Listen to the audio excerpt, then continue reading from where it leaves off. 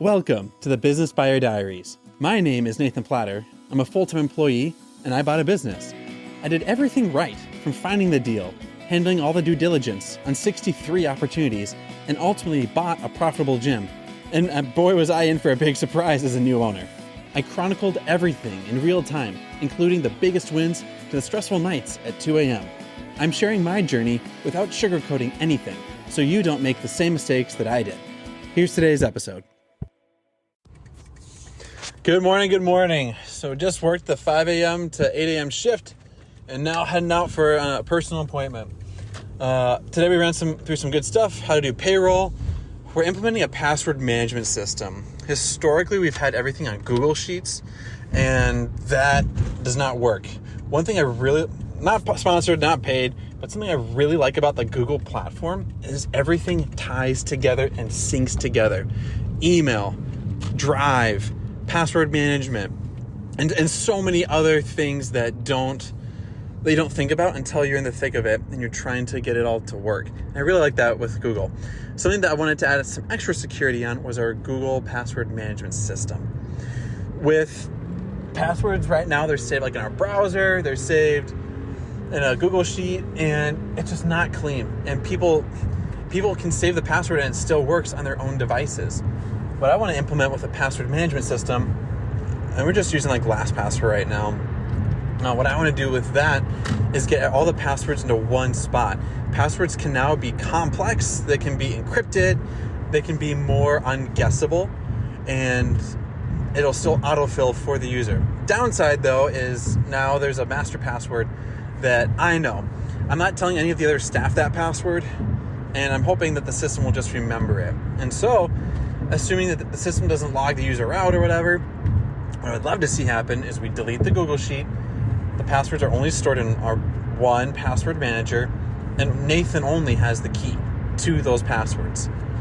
And if people needed to get in, whatever. And then if an employee left, the only way they could have access to that password management tool is if they have access to the gym computer. Only way they'd have access to the gym computer is if they came into the building and hopped on and they knew about it. So something like getting that set up, getting our socials up in order, getting my GM up and going. So he's really great. He's really great at businesses, systems, architecting, design things. Very good at that. One area that we're working on is something like the social presence and human conversations. He has a big heart. He really cares about people. He cares about perception. He cares about interactions. And sometimes the wording is pretty good, and it can be very direct, but it's not gonna get people to open up. And so here's just a quick example. So pretend you're going on a date with someone from their New York City, and they're very upfront, abrasive. They speak their mind. If you're on a first date, hey, am I going to fall in love with this person? Unless you know right away that you love the New Yorker style, it's not going to be appreciated. And so he's not a New Yorker style by any means, but he's very direct, and he'll say hey, I appreciate you.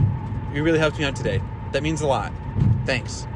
And it's very direct and heartfelt that it catches people off guard. It's not the normal style in Minnesota, where we're usually a little bit more subtle and assumptive and that I feel grateful for you. And he's actually saying it out loud in a very upfront manner. And some people are a little confused by it. What do you mean? And anyhow, all that to say, he's great. He's doing really well. He's got things down, figuring stuff out.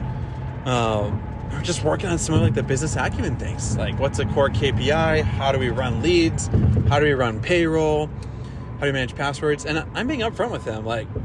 Hey, here's an area didn't quite go through that well, but that's okay. We'll try better next time. And we just roll with it. So yeah, and then had some other combos that were more personal in nature, very heartfelt, very meaningful. Where he's coming from, where I'm coming from, and how we figure out how we work together. And so those are also valuable. He's here for the long run. He's here to stay. He's not going anywhere. I'd rather work with people and get them in a good place than swap people out and run with it. So I don't know. That's where we're at. So 8 o'clock, we're now moving on to the next thing of the day, personal appointment, and then going home to work the day job for the day. I'm learning so much about the social dynamics. It is wild. Some of the instructors do some quirky things. Some of the managers do quirky things. I do quirky things. And it's tough because sometimes the intention is to do things that are not beneficial to the club. Sometimes they're intended to benefit the club, but they're just not taken the right way. Sometimes people do things to benefit the club, and they are received the right way. And when you have 250 members and like 20 instructors, there's so many dynamics. Some people are super conservative, some are super liberal, most people are in between. Some people are very workout minded, some are very business minded, most people are somewhere in the middle. And you work with all the dynamics that you have in front of you. And sorry, my phone is telling me to back my phone up. All right, continue. There we go. And I think that's probably something that's throwing me a curveball here. It's figuring out all of the social dynamics, the personal dynamics. How do we get this up and going? And my goals are to maintain team cohesion, that the business is here to last for the long term, and that people get a great product, a great workout, solid nutrition advice, solid camaraderie.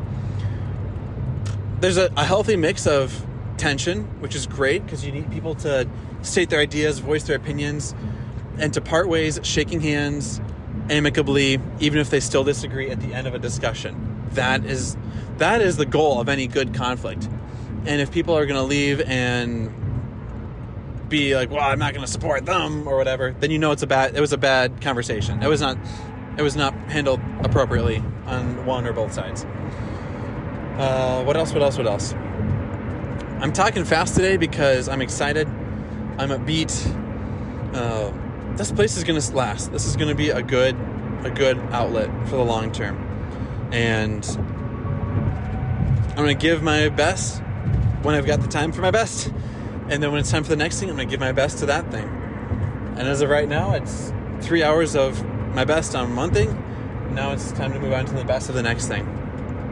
But having the right people, having the tough conversations, and having a formal process too.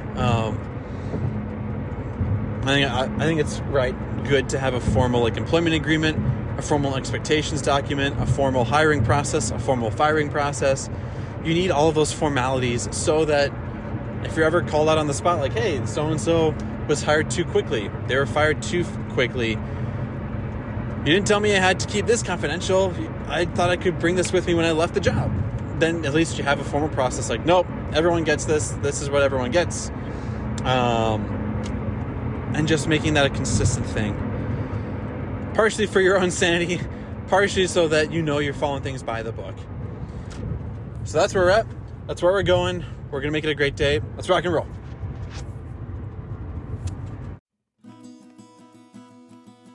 This has been another episode of the Business Buyer Diaries. Subscribe so you don't miss the next episode.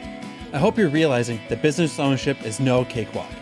Check the podcast notes for a link to the DIY due diligence program, the complete list of show sponsors, and for media inquiries. Music written and composed by Wes Schrock. I'm your host, Nathan Platter. Join me again on the next one.